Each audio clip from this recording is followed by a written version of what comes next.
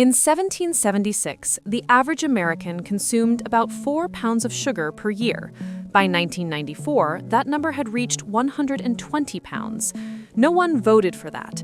It happened because one ingredient, engineered in a lab, backed by billions in government money, and pushed into the food supply by one of the most politically connected men in American history, quietly displaced the sweetener in nearly everything Americans eat.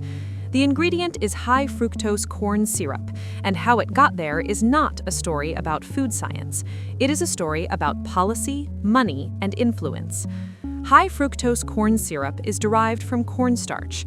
Standard corn syrup, mostly glucose, is processed with an enzyme called glucose isomerase, converting some of that glucose into fructose.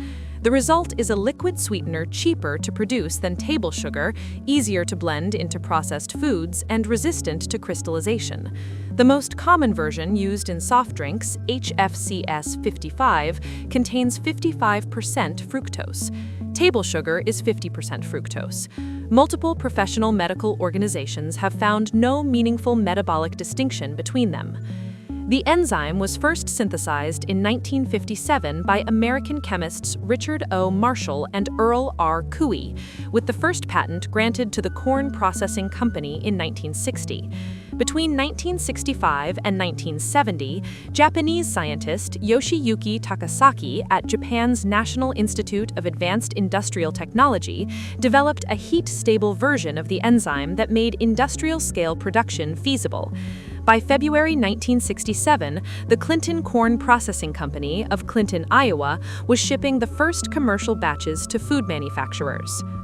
Dwayne O. Andreas became CEO of Archer Daniels Midland, ADM, in 1970.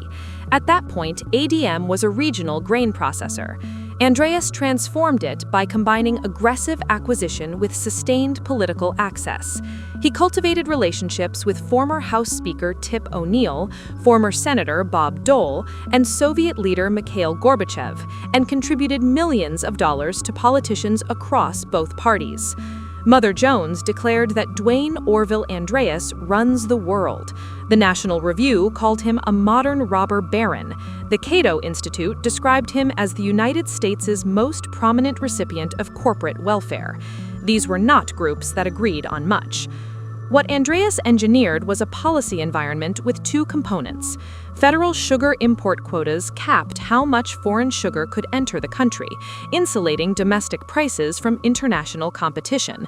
A structure the Government Accountability Office estimates adds between $2.5 billion and $3.5 billion in higher costs to American consumers every year.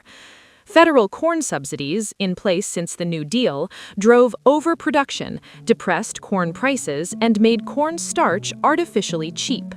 A Tufts University analysis found that between 1997 and 2005, HFCS producers accessed corn priced 27% below its actual cost of production, saving the wet milling industry approximately $2.2 billion. Soft drink companies saved an estimated $873 million in the same period. ADM began producing HFCS 42 in 1976 and helped pioneer HFCS 55 that same decade. By 1994, the company controlled 32% of the entire U.S. HFCS market. 4 companies split the remainder: Tate & Lyle at 23%, Cargill at 19%, Corn Processing International and American Maize at 9% each. By the mid-1990s, ADM accounted for only 10% of its revenues, but generated 30% of its profits. In 1983, Pepsi switched its formula to a 50-50 blend of HFCS and sugar. The following year, both Coca-Cola and Pepsi completed the transition to 100% high-fructose corn syrup on the same day.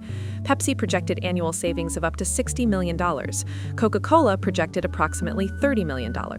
A food processing industry executive estimated the combined switch would bring national corn syrup consumption to 3 million tons annually, a nearly 1,000% increase from 1978 levels.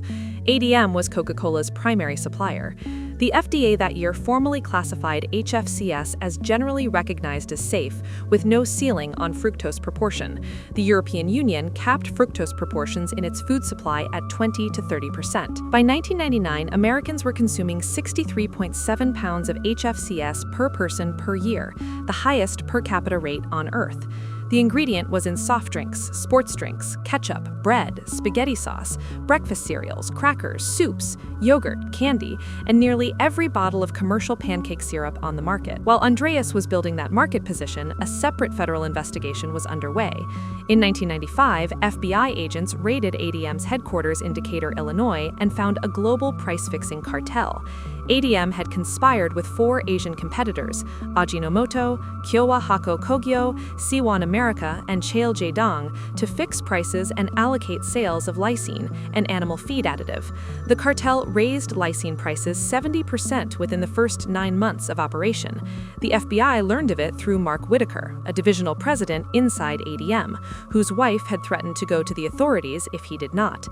In October 1996, ADM pleaded guilty and paid $100 million, the largest criminal antitrust fine in U.S. history at that time. 3 senior executives received federal prison sentences, including Michael Andreas, Dwayne's son and intended successor. Combined sentences totaled 99 months. As part of the plea agreement, the Justice Department declined to pursue charges that the company had also fixed prices in high-fructose corn syrup, the product generating 30% of ADM's profits. That investigation was dropped. The episode was later documented in Kurt Eichenwald's 2000 book, The Informant, and a 2009 film of the same name. The health debate arrived in 2004 when Dr. George Bray, Dr. Samara Joy Nielsen, and Dr. Barry Popkin published a paper in the American Journal of Clinical Nutrition charting HFCS consumption alongside U.S. obesity rates between 1970 and 2000. HFCS consumption had increased more than 1,000% between 1970 and 1990, a rate exceeding any other food or food group. The authors argued that fructose metabolizes differently from glucose, places a heavier burden on the liver, and, unlike glucose, does not trigger the hormones that signal satiety. They were explicit that they were describing a temporal association, not a proven causal relationship. Over the following years, the scientific community largely concluded that HFCS is not meaningfully distinct from table sugar in the body. The American Medical Association and the American Dietetic Association both issued statements finding no unique causal link between HFCS and obesity. Obesity rates continued rising in Europe and Australia, where HFCS is rarely used. One co-author of the original paper later stated, "All sugar you eat is the same. That's what we know now that we didn't know in 2004. The broader finding was that HFCS made sugar cheap enough to saturate the processed food supply, driving total sugar consumption upward across the entire American diet. The Corn Refiners Association spent more than $30 million between 2008 and 2014 on a campaign to rehabilitate HFCS in consumer perception. In 2010, it petitioned the FDA to rename the ingredient corn sugar. The FDA rejected the request. A liquid cannot legally be classified as a sugar, and the name was already in use for a different product. Meanwhile, the Sugar Association contributed more than half the funding of a nonprofit called Citizens for Health in 2011, in exchange for campaigns targeting HFCS. Two competing industries were shaping public health messaging. Neither was promoting reduced consumption of sweeteners overall. Consumer pressure moved faster than policy. Yoplait, Gatorade, Hershey's, Hunt's Ketchup, Sara Lee, and Snapple all removed HFCS from their products. McDonald's Senior Vice President Marion Gross stated, "We know that they don't feel good about high-fructose corn syrup, so we're giving them what they're looking for instead. That was a market calculation, not a health finding." Demand for HFCS has declined nearly 50% from its 1999 peak, and roughly 8% of U.S. corn production is now dedicated to it. The ingredient is in retreat. The system that installed it is not. In 2024, corn farms received $3.2 billion in federal subsidies, 30% of all federal farm subsidies, the largest share of any single crop. The sugar tariff structure remains. ADM continues to rank among the top 5% of all parties in federal lobbying expenditures. Bruce Babcock, a professor of public policy at UC Riverside, said in early 2025, "The ag industry is wildly successful at protecting their markets and protecting their subsidies. On the public share of those benefits, we get nothing." Commercial production of high-fructose corn syrup began in 1967. Within 17 years, it was in Coca-Cola, Pepsi, most commercial bread, and most commercial ketchup. That did not happen because HFCS was nutritionally superior. It happened because federal policy made it cheaper than the alternative, through tariffs that raised the price of sugar and subsidies that lowered the cost of corn. Bills to restrict or ban it have been introduced in Congress and in state legislatures. Policy analysts across the spectrum agree that significant regulatory change, if it occurs, will take years. The lobbying infrastructure protecting this market has been operating longer than most of the legislators now proposing reform have been in office.